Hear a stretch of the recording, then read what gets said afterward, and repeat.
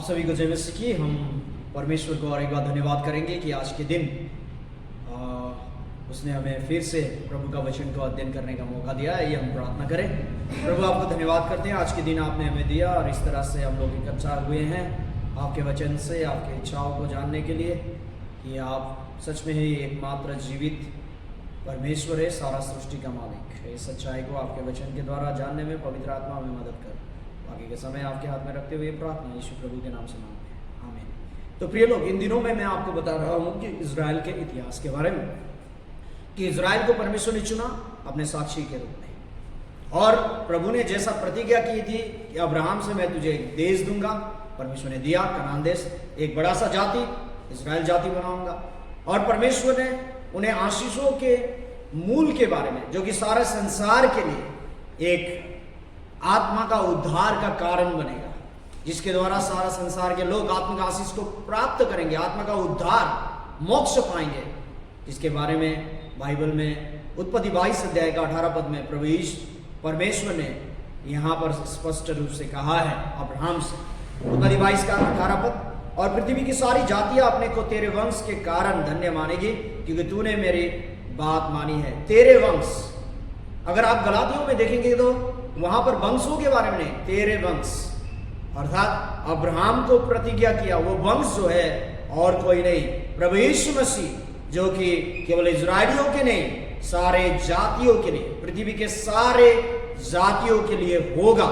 इस बात को परमेश्वर ने प्रतिज्ञा किया है। और ये बात मत्ती रचित सुसमाचार 1 अध्याय 1 पद में हमें मिलता है। अब्राहम की संतान, दाऊद की संतान, यीशु मसीह की वंशावली।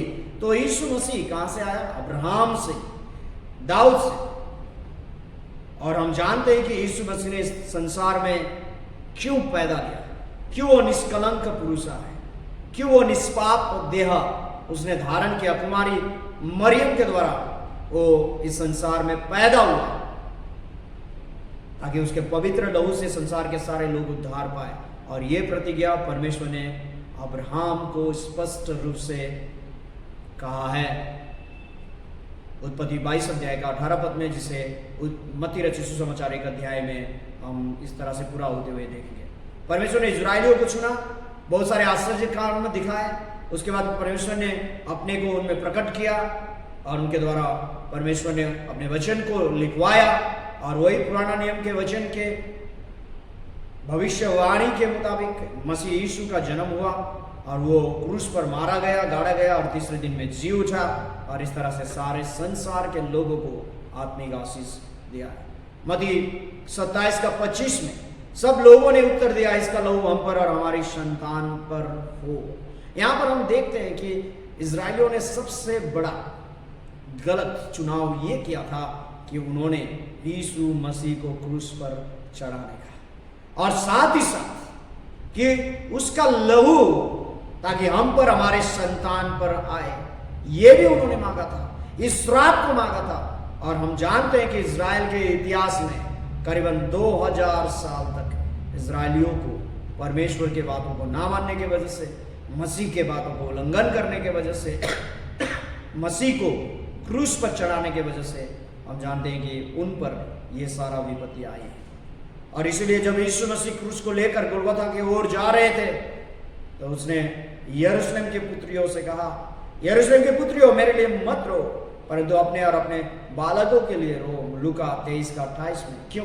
क्योंकि आने वाले दिनों में 70 ईस्वी के बाद तुम्हारे जीवन में क्या होने वाला है, इसके बारे में प्रभु यीशु बताता है हमको। लूका रचित सुसमाचार 21 अध्याय का 24 पद में जब यीशु मसीह ने अंत के दिन के चिन्हों के बारे में बताया, तो उनमें से एक चिन्ह यह भी बताया, वे तलवार के कोर हो जाएंगे और सब देशों के लोगों में बंदी होकर पहुंचाए जाएंगे, और जब तक अन्य जातियों का समय पूरा ना हो, तब तक यरूशलेम अन्य जातियों से रोदा जाएगा। आज भी यरूशलेम जहां पर मंदिर हुआ करता था, वो स्थान में आज भी मस्जिद है, वहां पर आज भी अन्य जातियों के अधीन है। और प्रभु यीशु मसीह ने आज से 2000 साल पहले जो बातें कही थी, आज भी वो बातें पूरी हो रही है। और हमें पता है कि यीशु मसीह का मरने का और जी उठने का, स्वर्ग जाने का बाद 70 ईस्वी से 135 ईस्वी तक, एडी तक, हम जानते हैं कि क्या हुआ। सारे संसार में यहूदी लोग तितर बितर किए गए, जिसे कहते हैं डेस्पोरा, जिसे कहते हैं तितर बितर किया जाना। प्रिय लोग, किस लिए उन लोगों ने यीशु की हत्या की? परमेश्वर ने कहा था आज्ञा मानोगे, वचनों को पालन करोगे आशीष, नहीं मानोगे तो श्राप आएगी। क्यों? यहूदियों को बाइबल के मसीह को वो लोग नहीं जानते थे। उन्हें तो राजा चाहिए था, उन्हें रोमियो के साम्राज्य से छुड़ाने वाला संसारिक और शारीरिक राजा की आवश्यकता थी। लेकिन जब यीशु ने उन्हें वो आत्मिक बातें बताई, उद्धार की बातें बताई, जब उन्होंने यीशु मसीह ने उनके उस मनसूबों को, उनके उन इच्छा को, प्रभु को राजा बनाने का जो इच्छा थी, उसे जब उसने इनकार किया, तो अंत में जाकर उन्होंने यीशु मसीह को क्रूस पर बलिदान किया है। यहां पर हम जानते हैं कि उन लोगों ने यीशु मसीह को क्यों इनकार किया, उनका हत्या क्यों की? क्योंकि दूसरा कारण यह है कि वे लोग केवल शारीरिक और सांसारिक आशीषों को चाहते थे, जो कि आज बहुत सारे मंडलियों में भी यही बात हो रही है। झूठा शिक्षकों के द्वारा यही बताया जाता है, लोगों को भरमाया जाता है। उन्हें आत्मिक आशीष नहीं, जिसको प्रभु देने के लिए पहले बार इस जगत पे आए थे, आत्मा का उद्धार का आशीष, उनके पीछे लोगों को नहीं ले जाते। लोगों को शारीरिक आशीष, सांसारिक आशीषों को पीछे ले जाते हैं। जो गलती यहूदियों ने आज से 2000 साल पहले किया था, वही गलती आज के आधुनिक मसीह जो अपने को कहते हैं, और जो अपने को पास्टर कहते हैं, रेवरेंड कहते हैं, बिशप कहते हैं, पोप कहते हैं, ये सारे लोग यही गलती कर रहे हैं। इन लोगों का ध्यान भी शारीरिक और संसारिक आशीषों को है, जैसा कि यहूदियों को था। जब प्रभु यीशु ने उन्हें रोटी खिलाया, उनके रोग चंगा किया, प्रभु को हालेलुया प्रेज द लॉर्ड किया, उन्होंने राजा बनाना चाहा। लेकिन प्रभु ने कहा कि मैं इस संसार में राजा बनने के लिए नहीं, लेकिन तुम्हारे प्राणों को बचाने के लिए, आत्मा के उद्धार के लिए, मरने के लिए आया हूं। मैं तुम्हें आत्मा का उद्धार देने के लिए आया, अनंत जीवन देने के लिए आया हूं। जब प्रभु ने कहा कि स्वर्ग से आया हुआ मन्ना मैं हूं, जो कोई मुझको खाएगा वो कभी नहीं मरेगा।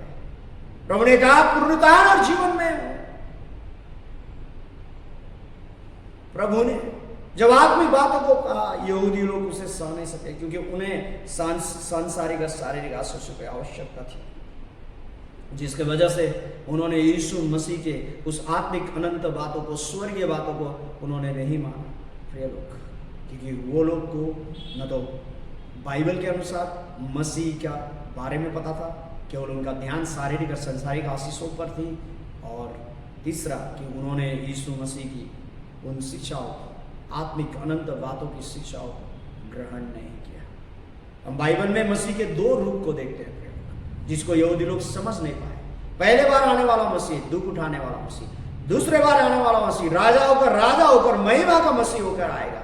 पहले बार आने वाला मसीह सारे संसार के लिए क्रूस पर बलिदान होगा, जो प्रतिज्ञा परमेश्वर ने उत्पत्ति 3 अध्याय का 15 पद में किया था। उत्पत्ति 3 अध्याय का 21 पद में किस तरह से मसीहा जो स्त्री से पैदा होगा, वो सारा संसार के लिए अपने पवित्र लहू को बहाकर उद्धार का कार्य करेगा। वो मारा जाएगा, गाड़ा जाएगा, तीसरे दिन में जी उठेगा, और उसने ये काम किया। लेकिन यहूदी लोग वो पहले बार आने वाला मसीह को नहीं चाहते थे, आत्मा का उद्धार देने वाला मसीह नहीं चाहते थे। वैसे ही आज भी बहुत सारे ऐसे अपने को यहूदी, अपने को मसीह कहने वाले लोग हैं, अपने को क्रिश्चियन कहने वाले लोग हैं। उन्हें आत्मा का उद्धार देने वाला मसीह से कोई वास्ता नहीं है, उन्हें तो सांसारिक और शारीरिक आशीष देने वाला मसीह चाहिए। प्रिय लोग, लेकिन जब तक आप में से जितने लोग इस वचन को सुन रहे हैं, आप जब तक आत्मा का उद्धार देने वाला मसीह को बाइबल के अनुसार नहीं जानेंगे, आप प्रभु प्रभु बोल के नरक जा रहे हैं। प्रिय लोग, क्या आपको पता है? और यहूदियों ने यही गलती की थी।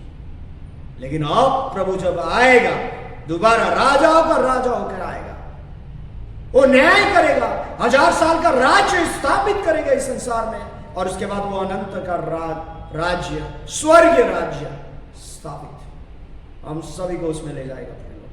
और ये बात को बाइबल बार बार कहता है कि पहले बार आया यीशु मसीह आत्मा का उद्धार देने वाला, दोबारा आएगा आत्मा का उद्धार पाए हुए लोगों को लेकर 1000 साल के राज्य में राज्य करने के लिए आएगा। ये बात बाइबल कहती है। लेकिन यहूदियों को उस समय वो आत्मा का उद्धार देने वाला यीशु नहीं, उन्हें सांसारिक और शारीरिक चीजों को देने वाला और रोमियो के साम्राज्य से छुड़ाने वाला राजा की आवश्यकता थी। और इसीलिए जब जब उन्होंने यीशु को राजा बनाना चाहा, यीशु कहीं और चले गए। जब यीशु मसीह मृत्यु के तीसरे दिन जी उठे, उसने अपने चेलों को आकर इस बात को स्पष्टीकरण किया है। लूका रचित सुसमाचार 24 अध्याय का 26 पद। क्या अवश्य न था कि मसीह यह दुख उठाकर अपनी महिमा में प्रवेश करे, दुख उठाकर महिमा में प्रवेश करे। किसके लिए दुख उठाएगा प्रिय लोग? आने वाले दिनों में गुड फ्राइडे के दिन मैं इसके बारे में बताऊंगा।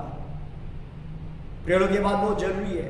पहले बार आने वाला मसीह, दुख उठाने वाला मसीह, पापियों के लिए क्रूस पर मरकर अपने पवित्र लहू को बहाकर पापियों के पापों का मूल्य चुकाने वाला मसीह, उनको पापों से क्षमा करने वाला मसीह, पापों से छुड़ाने वाला मसीह, और बाद में आने वाला मसीह, राजाओं का राजा होकर आने वाला मसीह। और इसके बारे में पुराना नियम से ही, उत्पत्ति 3 अध्याय का 15 पद से ही इस बात को परमेश्वर ने बताया है।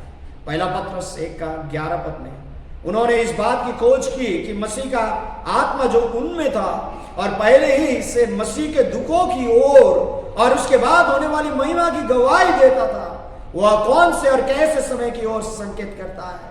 ये पहले बार आने वाला मसीह, दुख उठाने वाला मसीह, दोबारा आने वाला मसीह, राजाओं का राजा, महिमित मसीह। यूहन्ना 6 का 15 पद में जब लोगों ने रोटी खाया, 5 रोटी और 2 मछलियों से प्रभु ने 5000 से भी अधिक लोगों को खिलाया, तब लोगों ने उसे राजा बनाना चाहा। लेकिन यीशु पहले बार जब आया था राजा होने के लिए नहीं, वो उद्धार करता हो गया है, पापियों का उद्धार करने के लिए अपने पवित्र लहू से।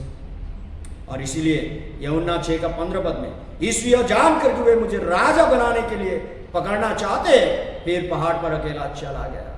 प्रभु कभी भी पहले बार राजा होने के लिए नहीं आया, वो मुक्तिदाता हो गया है।